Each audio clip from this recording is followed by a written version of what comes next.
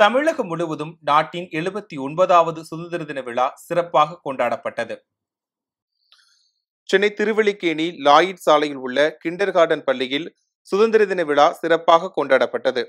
இதில் பள்ளி குழந்தைகள் காமராஜர், பாரதியார், மகாத்மா காந்தி, ஜவஹர்லால் நேரு உள்ளிட்ட பல்வேறு தலைவர்களின் வேடமணிந்து அசத்தினர்.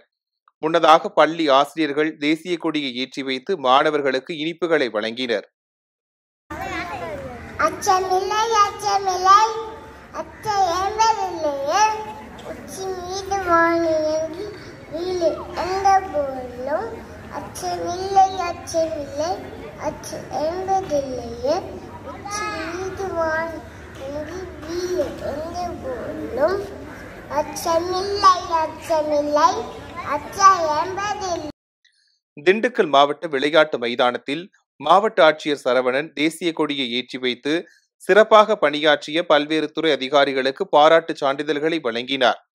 தொடர்ந்து 109 பயனாளிகளுக்கு 2.20 கோடி ரூபாய் மதிப்பிலான நலத்திட்ட உதவிகளை வழங்கினார். இறுதியாக மாணவ மாணவிகளின் கலை நிகழ்ச்சிகள் நடைபெற்றது.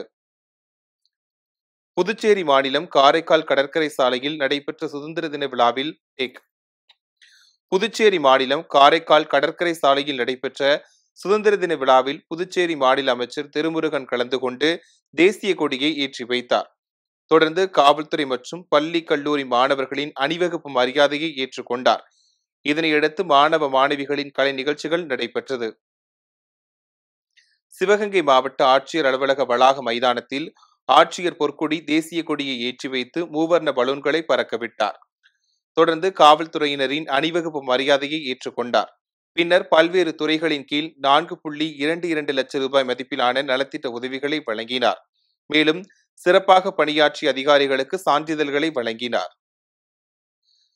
திருப்பத்தூர் ஆயுதப்படை மைதானத்தில் மாவட்ட ஆட்சியர் சிவசவுந்தரவல்லி தேசிய கொடியை ஏற்றி வைத்து மாவட்ட காவல் கண்காணிப்பாளர் சியாமலா தேவியுடன் இணைந்து சமாதான புறாவை பறக்கவிட்டார். தொடர்ந்து காவல்துறையினரின் அணிவகுப்பு மரியாதையை ஏற்றுக்கொண்ட அவர் மாற்றுத்திறனாளிகள் மற்றும் பொதுமக்களுக்கு நலத்திட்ட உதவிகளை வழங்கினார்.